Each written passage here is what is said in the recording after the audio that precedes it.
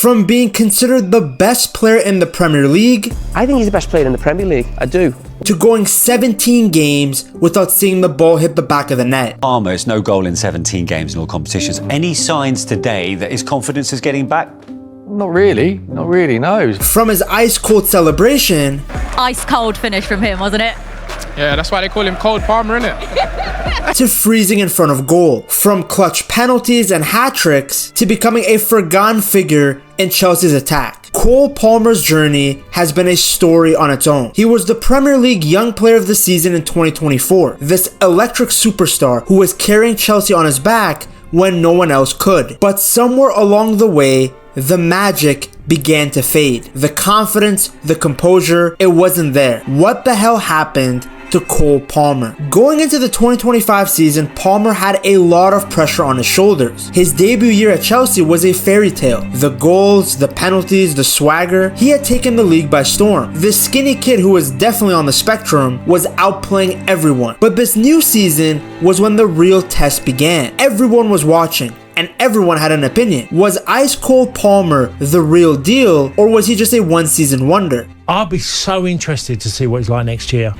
Because I think that Palmer's done incredibly well in a shorter period. Yes. Foden's done it over 6 years. Because remember, people knew that Palmer was good, but they didn't know that he could become this good this quickly. Well, the beginning of the season, we were getting trademark Cole Palmer. In just the second game of the new campaign, he got 1 goal and 3 assists as Chelsea bent Wolves over the way guys bend over Lily Phillips. His goal, by the way, won goal of the month for August. The next match, he got an assist against Crystal Palace. But his true dominance was shown just a few weeks later, when Chelsea took on Brighton. Palmer made history. He scored 4 goals, all equally impressive, all in the first half. This was the same Palmer that had been tearing up the Premier League in 2024. This was the guy who at times single-handedly carried a team's attack. But ever since that Wolves game, Palmer's performances were more up and down than Astrid Wett's neck. For example, in December he was balling. 1 goal and 1 assist against Villa. Okay, here's Palmer. Shifted it, got the shot away! Goal, Palmer! Goal against Southampton, which to be fair isn't an achievement, even I could score against that Southampton team. And then he got a brace in a very entertaining London derby versus Spurs. But before that run of games, he had just 2 goal contributions across October and November. Then after the Spurs game, he didn't do anything crazy. It wasn't just the lack of stats that was concerning.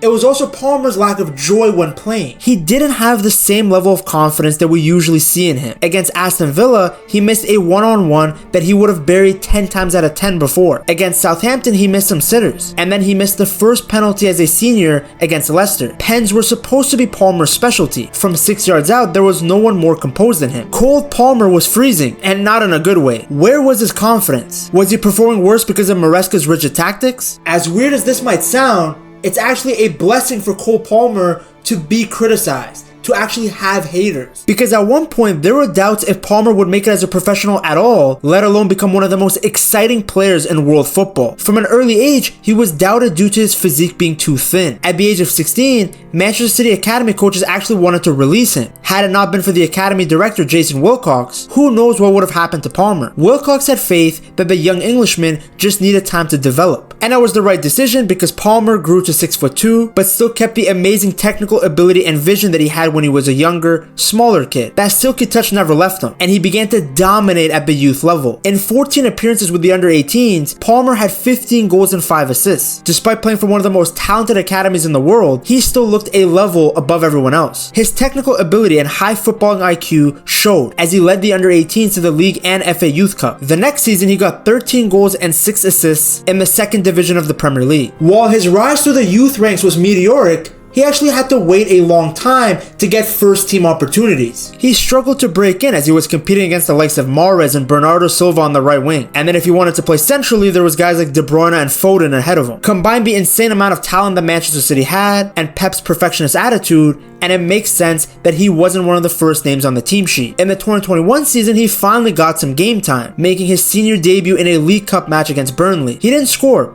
but he didn't really need to. What stood out was his composure. He didn't rush, he didn't panic, he looked like he belonged. The next year, Pep gave him more chances. A start in the Champions League against Club Brugge, where he scored a beautiful goal, followed by appearances in domestic cup competitions. In the FA Cup against Swindon Town, he was amazing, scoring once, assisting once, and putting in a man of the match display that left even Guardiola glazing him. Colo has a special quality. In front of the box has this talent that is difficult to find. When he has the ball there, most of the time finishing the net.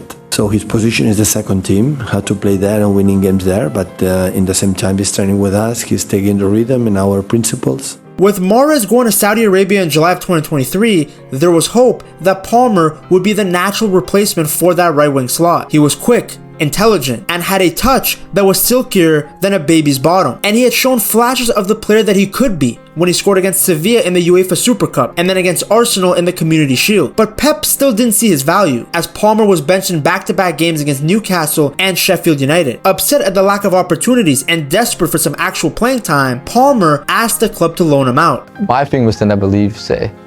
That was not my intention. I wanted to go on loan for a year, come back and be ready for the first team. But they said I can't go on loan. Like, you either stay or you get sold. Everyone at City knew that he was good, potentially Premier League good, but nobody knew that he was 30 goal contributions in a season type good. Sensing an opportunity to take a gamble on a rising English star, Chelsea signed Palmer for £40 million.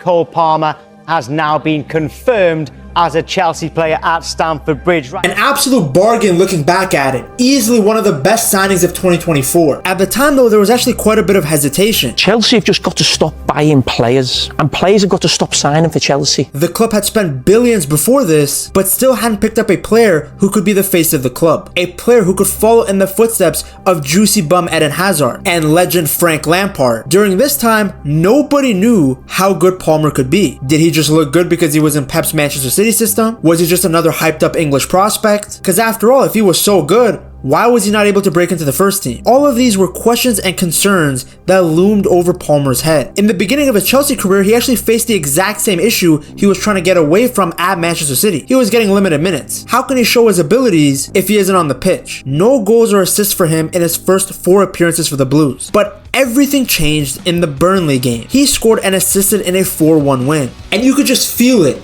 A tingling in your balls. Something had shifted.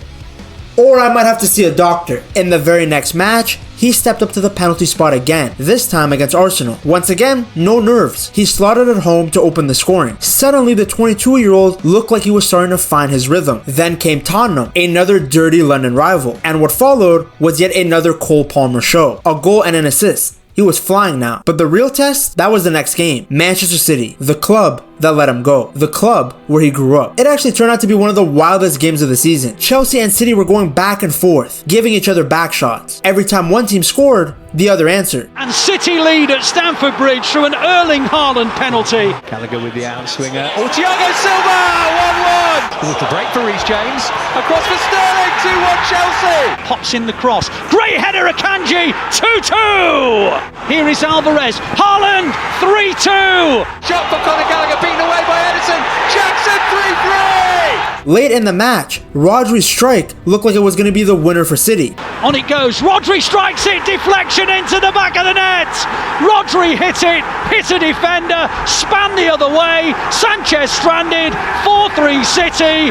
Is that the final goal of the game? But the game wasn't done. In stoppage time, Ruben Dias gave away a penalty. The entire stadium held its breath. Everybody knew who was going to take it. There was only one man for the moment. He walked up calmly, ice in his veins. Here we go then.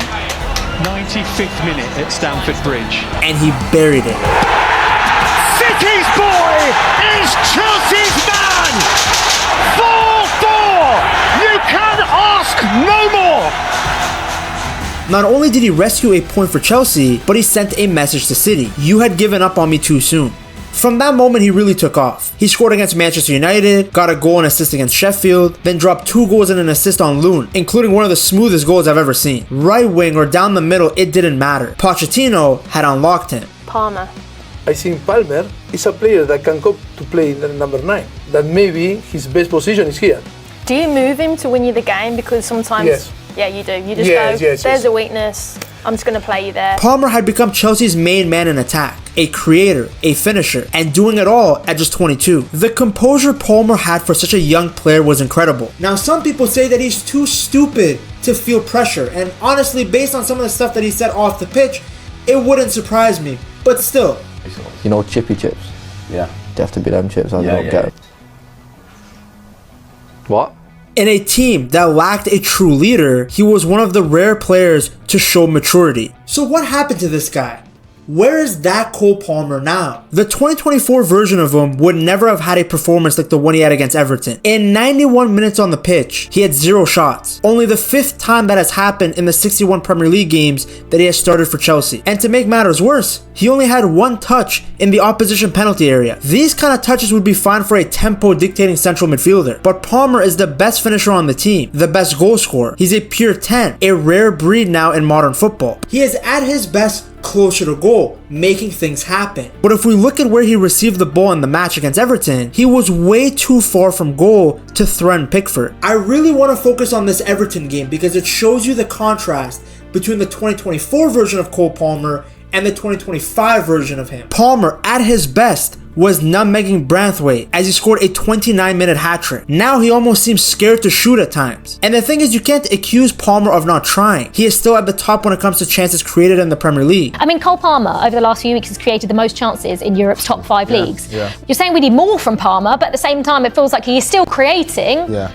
But you need to rely on your teammates, and it's not there. He's still trying to make things happen. The end product just isn't there. His manager, Lasagna Pep, has been very insistent that Palmer's issues are mental, not tactical. As I said, every game we expect from him goal or assist, so it's difficult. He's human being, he's player. The Italian claims that Chelsea are playing the exact same way as they were in December of 2024, back when they had gone all the way up to 2nd in the Premier League. But when we dive into the stats, it's clear that Chelsea are playing differently. As the 2025 season went by, the team had been generating fewer and fewer opportunities from counterattack. It was at its highest early in the season, arguably because the team was still playing poch ball. But as Maresca has had more and more time with the squad, the less the team is creating fast break opportunities. In fact, during the period where Chelsea were playing very direct transitional football, Maresca was not impressed. In his press conferences, he discussed the importance of Chelsea not being tangled up in basketball games. And the other reason is that when you attack quick,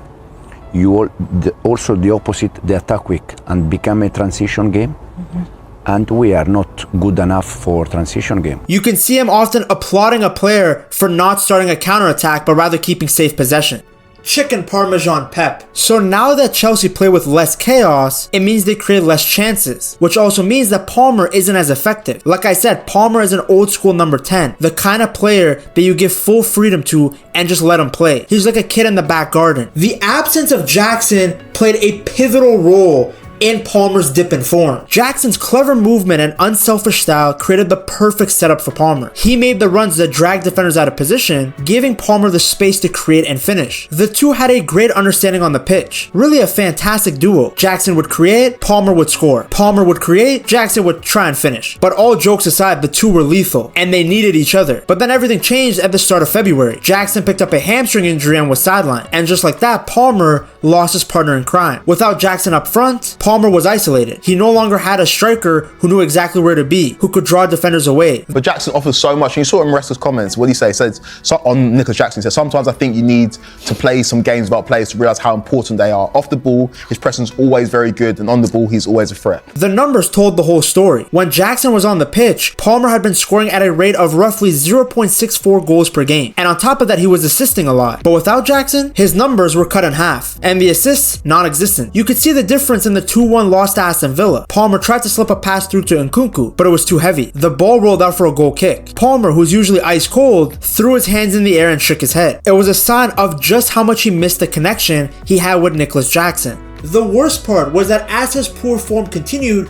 you could see the emotional and mental burden on Palmer's shoulders. At times, it literally looks like an anchor weighing him down. This is a player who was used to scoring or assisting in every single match, so a goal drought was completely new to him. When the goals stopped coming, Palmer's first instinct was to try even harder to help the team. But the harder you try, the less it will come. Pause. Palmer's own high standards also became a source of stress. Every miss felt that much worse. Every match without a goal felt like he was letting the team down. There were visible signs of his frustration. The normally composed Palmer looked more irritated on the pitch. Sometimes he would be angry. Other times his head would drop in disappointment after a saved shot or a misplaced pass. It looked like a player carrying the weight of the world on his shoulders. We have to remember that Palmer is still very young, and development isn't always linear. It also didn't help that if he didn't score or assist, Chelsea wouldn't get a result. It is natural to go through phases of inconsistency. This is the first time that he is going through a prolonged period of adversity at the senior level. Remember, at City, he was fighting a different battle. He was trying to get game time. What he's experiencing now is brand new. He's getting the game time. The performances are just not at the level that he wants. This is also Palmer's first time experiencing the downside of being a superstar. After his explosive start at Chelsea, everyone was quick to name him as the Premier League's next big superstar. His market value skyrocketed to 130 million euros, and some were even talking about him as flat out being the best young player in world football. But as Palmer is finding out, they will put you down just as quickly as they hyped you up. On social media and on football shows, pundits are trying to dissect why Palmer's goals have dried up in the same way that old dudes' balls dry up. Every week that his name didn't appear on the score sheet led to more chatter.